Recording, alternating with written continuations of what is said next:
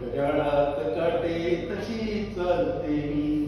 मग तो तिला म्हणतो, कळे का घराला खरी भिंत त्याची, कळे का घराला खरी भिंत त्याची,